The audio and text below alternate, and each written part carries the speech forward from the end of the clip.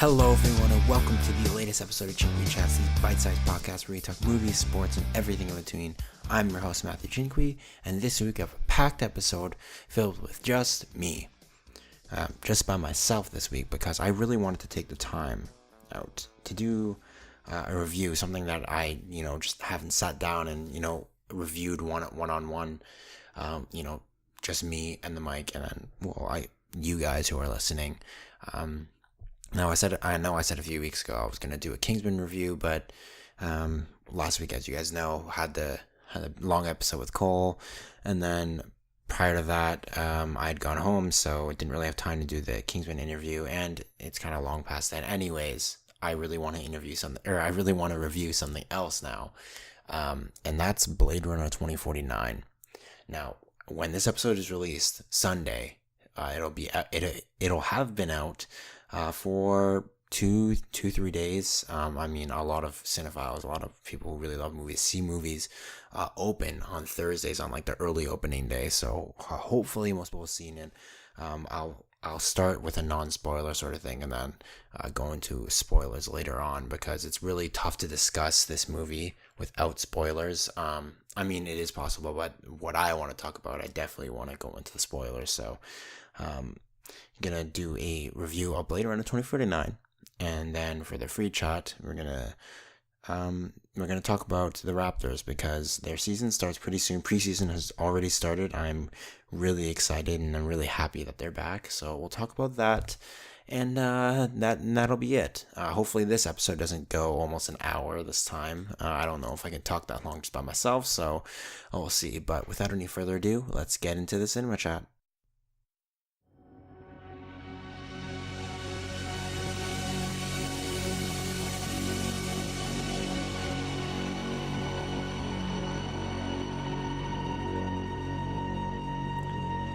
Okay, and I'm back for my Blade Runner 2049 review, accompanied by this beautiful score by Hans Zimmer. And I've been critical of Hans Zimmer in the past, and don't worry, this is going to be playing the entire time, just as a little intro to this segment, to the cinema chat.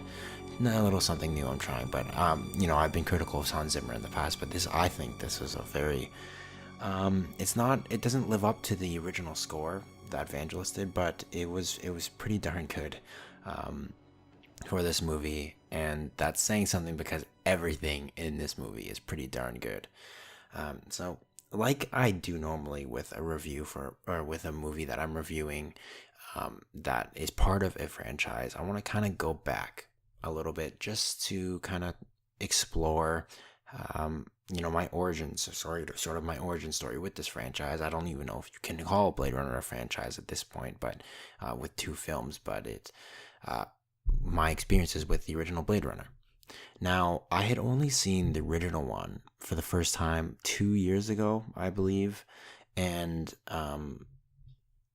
I had these really high expectations, in the era that it came out in 1982. This is kind of almost the height of Star Wars. Well, the first height of Star Wars, if you will.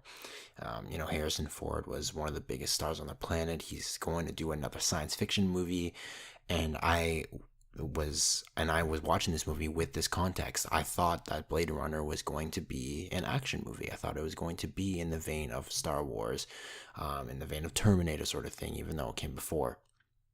And boy, was I surprised, because I did not like this film at first. I did not like Blade Runner. For those who haven't seen it, I'm not really sure why you're listening to this part, although this is the no spoilers segment. Blade Runner is slow as fuck. Like, it is slow as molasses. It is it's not an action film. It's a sci-fi noir. And at its core, it's a detective mystery movie with sci-fi elements thrown in there, with androids, if you call them that, with replicants thrown in there, in this kind of dystopian, bleak, almost steampunk kind of background. So going into Blade Runner at first, I had these high expectations of like an action sci-fi movie that Harrison Ford did because he had never really done anything else back then. I mean, he had American Graffiti, but he was really known for Indiana Jones and Star Wars and all those action things. So I thought that's what Blade Runner is going to be, and turns out it wasn't. I was super surprised and I was super bummed. I enjoyed the movie the first time on the merits of its technicality, but I just did not like the story. And this is something that a lot of people find, or I find that a lot of people think of when they first see Blade Runner for the first time. They think it's boring. They're expecting something else. Maybe their expectations are way too high. Maybe they're like me, they think it's an action movie sort of thing. But it is a movie that I think you have to watch twice, because prior to seeing Blade Runner 2049, which I saw on Thursday, I'm going to go see it again. Probably when this episode comes out, I'll be in the theater watching this again. Prior to seeing it, I watched Blade Runner again because I knew that I mean, I had heard a lot of people say, "Oh, watch the movie again. Maybe you'll get it more." I'll admit I wasn't 100% paying attention to it, and that's a movie that you really need to 100% keep your mind to it. You need to pay attention to Blade Runner. So I gave it another shot, and I loved it. It went from a 3.5 out of 5, and I don't even know what I was thinking. Giving it 3.5 out of 5 at that point, I probably wasn't thinking because I probably wasn't really paying attention. I went from 3.5 out of 5, and I boosted it all the way to a 5 out of 5 immediately because it is a technically. It's a technical masterpiece. The things that Ridley Scott did in 1982, the technology he had to make a film that whose CGI and special effects still they hold up today. That's incredible. And then the story, the various themes. I mean, you could take an entire class on the themes in Blade Runner. You could take it apart and pick it apart for years. People have been doing that for years. People are still picking Blade Runner apart and finding new things, finding little things in there. And then, of course, is the age-old debate: is Deckard a replicant or a human? Which I will get to a little bit later. So, yeah, I love the original Blade Runner. Well, now I do. And I loved it going into Blade Runner 2049. So, again, going to this movie, my expectations were really high, just like its predecessor. But my expectations were different. I wasn't expecting an action movie. And I know the trailers had skewed it a little bit to kind of being an action piece. And I'm going to tell you right now, if you consider this a spoiler, I'm sorry. The trailers are misleading you. And I think, and I know, I understand why, because it's hard to market a slow film like this, a film that costed 100+ million to make, a film that's probably gonna flop, and it looks like it is, and which just makes me really sad because it's a beautiful movie. It's hard to do that without throwing in a little bit of action pieces, and most of the action pieces you see in the trailer, that's about it in the movie. You see, there's a little bit in there, in the film that you don't see in the trailers.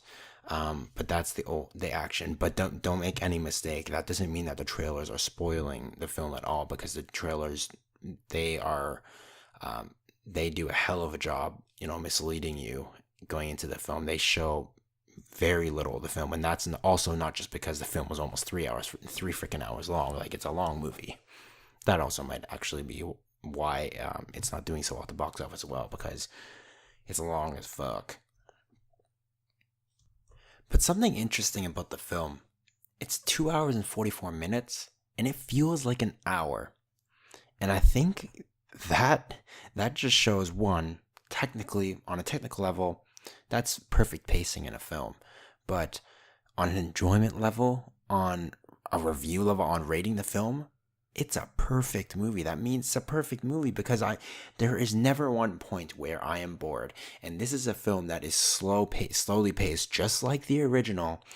It might not be as slow as the original. It does have a little bit more action. It does have a little bit more of the cool sci-fi moments that we've come to know in the past 30 years since the original Blade Runner came out. So it is naturally going to have a little bit of a faster pace to match, the modern film landscape. But this movie is still very, very slow by our quote unquote modern standards. But I was never bored. I was thoroughly entertained the entire time. I didn't check my watch much, and I'm someone who just always checks my watches in film just because, that's what I do. Usually it's how much time is left so I can get out of here if it's a bad film. But this one, I was checking my watch. I was like, how much time left? I don't want to leave. How have we already gone 2 hours? And, I feel like I've been here for half an hour. I want more. I want to see more. So this film is, if you couldn't already tell, I love this film. It is my number 2 film of the year, past Dunkirk. It's still behind The Big Sick, because The Big Sick is awesome. Just go back to my top 10 on the year so far with Jonathan Youngblood to listen to that and see about that. But this is pretty close. I would say that they're tied. It's different enjoyment levels for both those films, but for Blade Runner, it has incredible performances, incredible acting. The score is great, and oh my gosh, the visuals. This film is just a feast for the eyes. Roger Deakins is the Leonardo DiCaprio, is the Amy Adams, is the Ed Harris, and I always bring those guys up. Side note, I bring these guys up just because Leo may be a great actor, but he's not the only person that's been snubbed by the Academy multiple times, because there are other great actors and actresses who never won an Academy Award, and this is just my pet peeve, sorry. But this is my pet peeve. I don't like, it doesn't really bother me that much. There's still actors and actresses who are making millions of dollars and, pursuing their dreams. But you got to give some credit to people like Amy Adams. She's so versatile, and she hasn't won an Academy Award. She's been nominated like 5 times. Travesty, she didn't get nominated last year, and that kind of goes all the way back full circle to Denis Villeneuve, who directed Blade Runner 2049. But yeah, the direction is great as well, and this entire film is just, I think it's a masterpiece. There are very, very few things that I can nitpick here and there, but there isn't a big flaw. There isn't something I can point to and definitively say, I didn't like this, because I liked everything in this movie. What I will say before I get into the spoilers is that this is how you do a sequel. I don't think Denis Villeneuve has done a sequel before, but now I want him to do all the sequels for everything, because a good sequel, if you look at some of the greatest sequels of all time, Terminator 2, Empire Strikes Back, it has taken what the original film did and doesn't rely on it too much, but as a sequel, at its core, it still needs to rely somewhat on the other film. So you have to have those callbacks.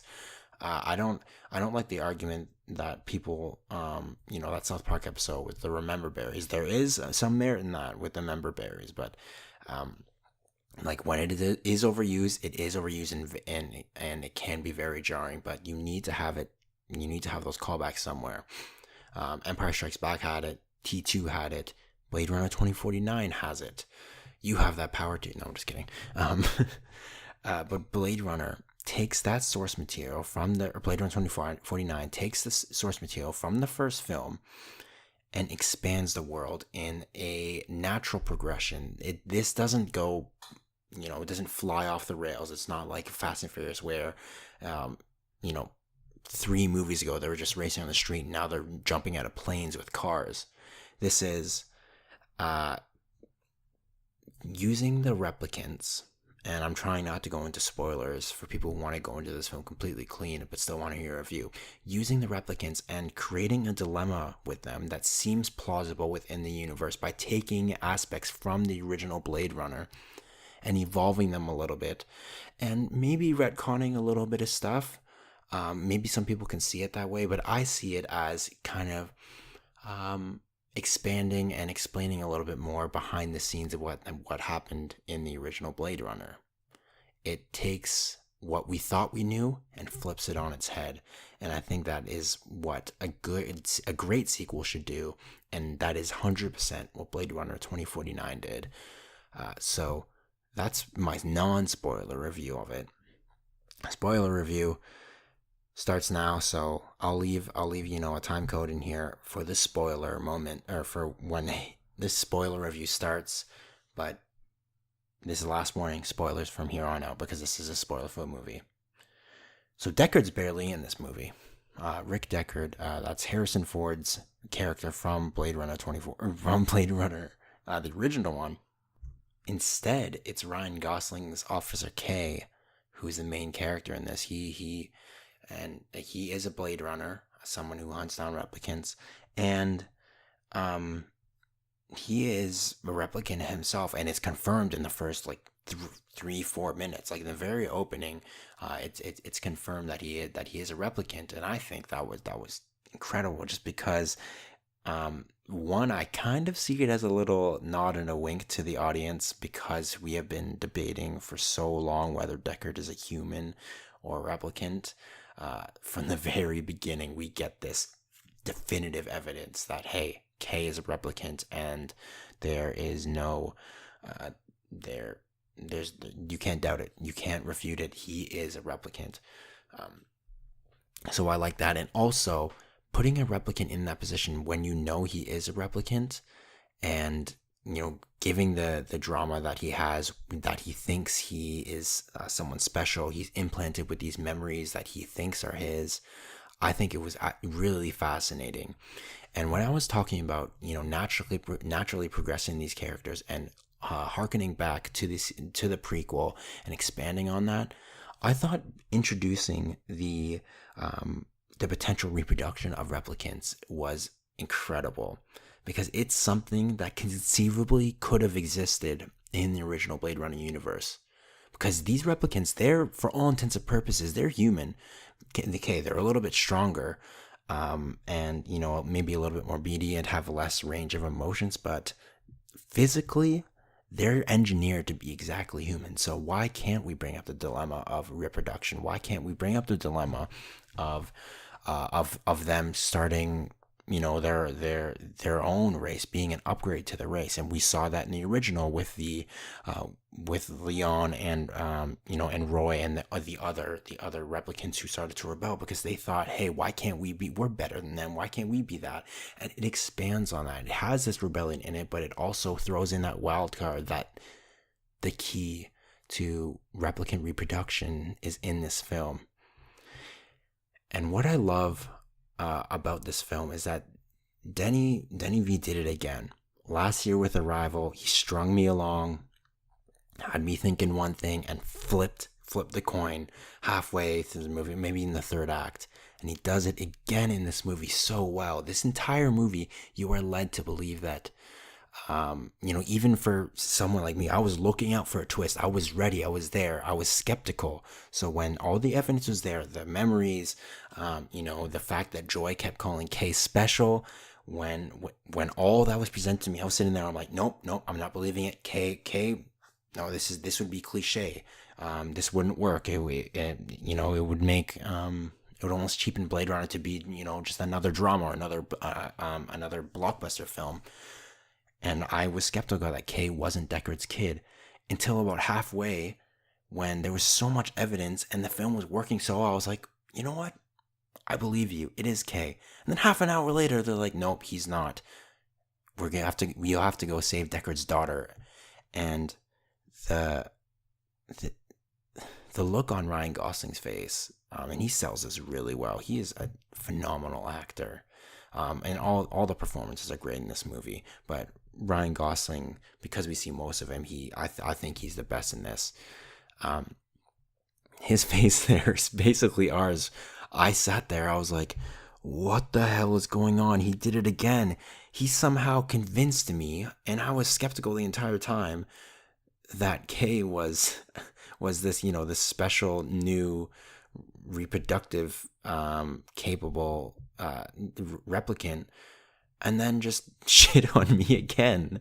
It's incredible, the use of storytelling in this film. And I honestly I'm speechless on this, thinking back to it. I'm still speechless. I saw this 4 days ago. I've had 4 days to sit here and process what went on in that film, and I'm still amazed at how well Denny V managed to string us along and then twist it again. He's so great at that.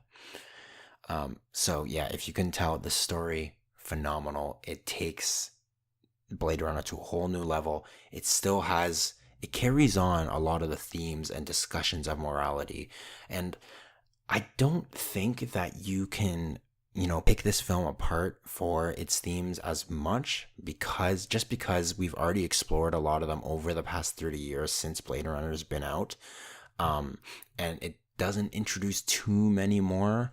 It does introduce some discussions about AI and love, but those were very reminiscent of her. The scenes with Kay and Joy, they were very reminiscent of her, and that's not such a bad thing. It's just that we've already discussed them, so it doesn't really introduce anything, doesn't bring anything super new thematically. But I think I enjoyed this a lot more just because it takes a basically perfect film, something that was close-ended, and elevates it to the next level and expands on it. So just a quick note, technically on the film's technicalities, the acting perfect. Harrison Ford, I don't think I've seen a better performance from him since the original Blade Runner. And granted, I haven't seen a lot of his Oscar films. I only know him as one of the biggest blockbuster actors of all time. But since his performance in Blade Runner, I haven't seen him this good. He brings on this. Usually, Harrison Ford plays this grumpy old man, who's really good at his work, but he's retired and he's all, he's just grumpy because Harrison Ford is grumpy. And he brings that here, but there's the scene. Okay, we're in spoilers, so I can talk about the scene with him and Rachel. The new Rachel, that showed a vulnerable Harrison Ford that I don't think that we've seen in a long time. Now, we saw it in Force Awakens, but that was a very, very short scene. This scene, I think, was a lot more powerful because you can see the gears turning in his head if whether he wants to throw it away for the woman he loves. And then you can see him snap back when he realizes that the eyes weren't right. So Harrison Ford is incredible. I've already talked about how great Ryan Gosling was. And then one more I want to talk about is Ana de Armas, who I've only seen her in War Dogs, and she had a minor role in a mediocre, Wolf of Wall Street knockoff, but she was really good in this, and I really loved her character. Joy is a flawed artificial intelligence, if that, that's kind of kind of a paradox. I can't remember the word right now. And that's anyways, she's a great character, and she gives on a great performance. You really believe that this is an AI. You really believe that she is just really a computer who's giving program responses, but you also believe that deep down, for some reason, she loves Kay, and maybe that's because she's programmed to be that way, but it might not be, because we've seen how programming works in this world. Artificial intelligence evolves, it finds a way, and it develops emotions. So that's really cool. And then Roger Deakins, I mentioned him before. Come on, give this man an Oscar. Every single scene in this film could be a background on my computer screen. I can just when I get this film on Blu-ray, I could pause it at any time, at any moment, and say, look, that is beautiful. I want this as a poster. So please, the cinematography is masterful. It's beautiful. It's eye porn. You can see, it's beautiful. It's masterfully shot. I don't have any other, I can't describe it any other way. I can pull out a thesaurus and just find out, synonyms for beautiful, but you get the idea. This film is well shot. And you know what? Overall, this film is perfect. So please go out and support Blade Runner 2049. I promise I'm not sponsored. I wish I was sponsored by the film, because that means I might be able to see it for free. But I am perfectly content with going out and giving this movie my money. Please go see it. I love this movie. We will be right back for a short Raptors preview of the 2017-2018 NBA season. We'll be right back.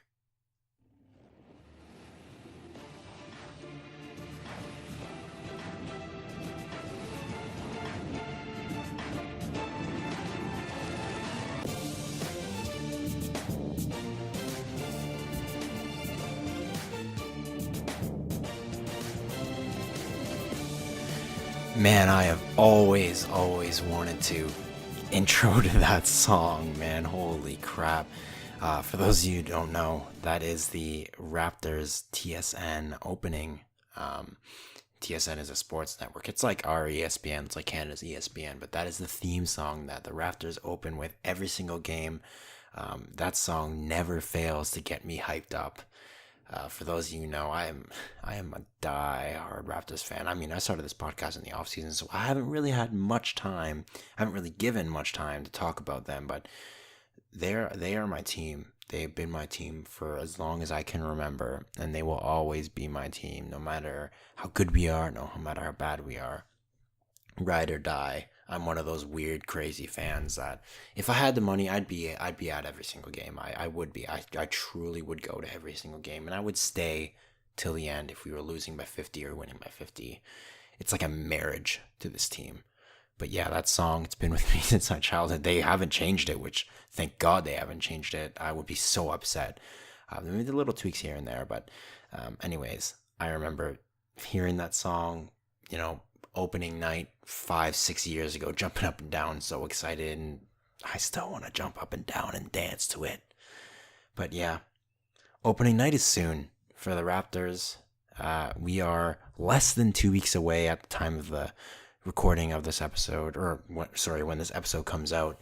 The regular season opens October 19th with a game against the Bulls at home.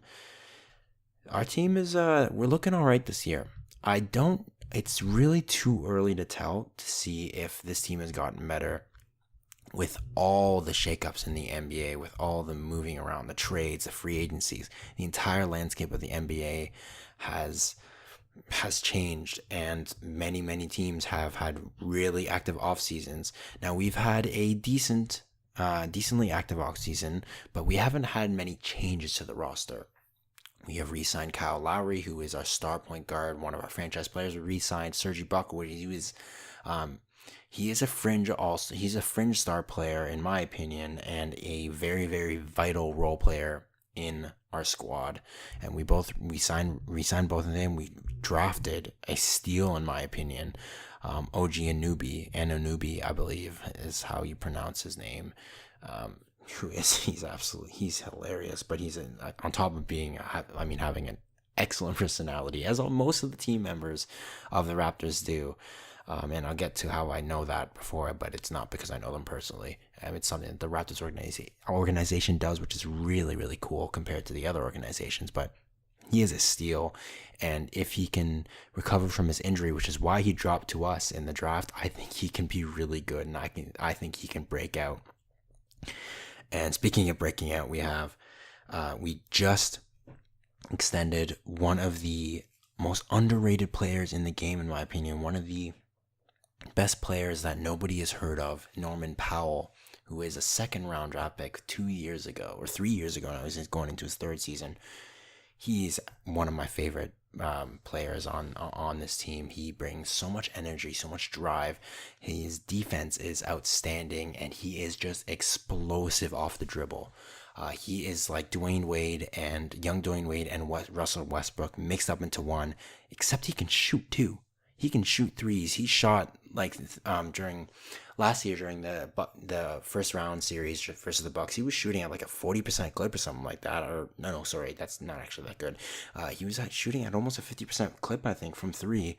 On top of being extremely explosive, one of the only guys in that series to keep up with that fast pace that the Bucks have and that enormous length. He is going to be a very bright addition to the future, and I am so glad he is with us for the next 4 years. I'm so glad. He will be an all-star. Mark my words right now. He will be. I don't care what any of y'all Raptor haters are saying. He will be an all-star. I guarantee it. But in comparison to the other teams in the NBA, many people are going to look at the Raptors and say they haven't changed, or they maybe have gotten worse. And as someone who is probably very, very biased towards the Raptors, I think I even have to agree. I don't think we got substantially worse, but I do think we got a little bit worse because we lost a lot of our players. We lost Corey Joseph, who was a very competent backup point guard. He was able to come off the bench or start when Larry is injured and give us some good minutes. Be someone who is on the floor and can command the rest of the players well and be a leader, which is what the point guard position does. And no matter how many stupid shots he used to take, and he took some stupid shots, his benefit far outweighed the cost of his game. So we're gonna miss him. Hopefully, DeLon Wright, who is another one of our point guards, and Fred VanVleet, who is another one of our young point guards. There's two young point guards can really step up and prove themselves. That's one aspect of the season I'm really looking forward to, is giving these young guys like the aforementioned Norman Powell a lot more minutes to really prove that they belong on this team and develop and not be stuck in the D League, now branded as the stupid G League. I don't like that either. Yeah, we lost Kojo. We lost PJ Tucker, who I think is the biggest loss because he, like Norman Powell, never gave up on a play, was always energized, and was a pest on defense. I think it was Kevin Durant who was quoted when he was traded to the Raptors saying, I don't think it was at the time, but he was saying something like, PJ Tucker is that one guy you don't want to face, and now that he's out of the West sort of thing, you don't have to face him as much because he may be a little bit undersized, but he is scrappy. He will always stay in front of you. He's never out of energy. He's always there, and we lost him to the Rockets for a cheaper price. And I don't blame him going to the Rockets because that's looking like a pretty good squad this year, but it really hurts losing him with that defense and with that killer corner three that he provided us last year. And then finally we lost Patrick Patterson, who, like PJ Tucker, was great on defense. He wasn't this scrappy, never running out of energy, almost positive guy, this force to be reckoned with on the court in terms of just pure drive. But he was a great defensive guy, a great guy coming off the bench. He was very, very streaky, and you can go back in my tweets and you can look how mad look at how mad I got at him multiple times, just because it was very frustrating. But he still was. When it came down to it, I would still rather have him on the bench than off the bench because he was a positive guy overall. And for the stats people, he is a plus minus god. ESPN really isn't that good, but ESPN, statisticians, they love Patterson. He's on the OKC, who is another one of those squads that made huge moves in the offseason. He was really good. But there is many positives. Like I said, the young guys, Norm, DeLon, Fred, Pascal Siakam, and Jakob Poeltl, we both drafted last year. Jakob Poeltl Pascal Siakam, power forward, looking like he could be another Norm, someone who's drafted late, and it just, rises above his stations. And Masai Ujiri, our president of basketball operations, and basically our effective GM, who makes all these decisions. He is great at finding these little gems. So far, he's 1 for 1, really. Even giving Bruno Caboclo, who is probably the laughingstock of the Raptors drafting everybody, he could be good. He was drafted 3 years ago, really young, really raw talent. His arms are, super long and stuff. He's like Giannis Antetokounmpo, but not good. So if he can develop some sort of basketball IQ, or, stop being such a baby on the court and, forget that he misses, or realize that sometimes you're going to have a bad game, but you need to jump back, he can be good. I still believe, but that's because I'm an irrational Raptors fan. So who am I to not be biased? And then the starting lineup. DeRozan, he's coming back. He's coming back with a 27 point, averaging 27 points a game season. Lowry just signed a new deal. He's ready to go. Serge and Jonas Valanciunas, who is, he's thinner, he's faster, he's looking more versatile, he's passing more, he's looking like a modern big man, and I'm so excited because he's one of my favorite players, and he's someone I defend a lot. So I'm looking forward to the Raptors season. Oh, I said I would talk about how I knew kind of their personalities on a personal level, just because the Raptors have a very, very interesting documentary, and I feel like I've talked this before, but on their YouTube they have something called the Open Gym series, where they have a team of documentary filmers, documentary makers, documentarians who film the team as they go throughout the season, and just kind of do interviews and backstories on them, and you really get to know these characters, know these players as a family, and I think that's super cool and something that no other NBA team has done. So it's really unique to this organization, and it really heightens that connection between fans and players. And just another reason why I love this team. But that's about the amount of time I have for this free chat segment and this podcast. This is one of the longest ones I've gone by myself, just because, Blade Runner is so freaking awesome and the Raptors are awesome. So hopefully, if for people who don't really follow Raptors, you kind of got a little snapshot into why I love them and, where we are exactly in the season. I'll probably be back in the next few weeks to talk about our first few games. Doubleheader against the Bulls. That's not looking... Oh, sorry. No, never mind. Preseason game against the Bulls, and then we open against the Bulls, but we have traditionally never won against the Bulls. So we might start the season 0-1, but that's okay. 82 games, one loss. It doesn't really matter that much in the long run. But anyways, that's it for me. If you made it all to the end, thank you for listening. Once again, you guys can find me on Twitter at Chin-Quee Chats, or... That's not my Twitter. At mchinquee96 on Twitter, and CQ_chats as my podcast Twitter.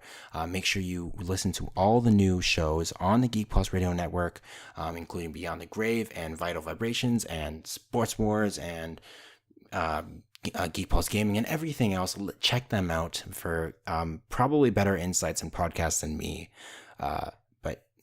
If you want to listen to me, keep listening. I will be here next week, and I will chat with you guys next week. The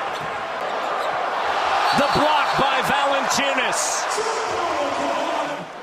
Get that garbage out of here!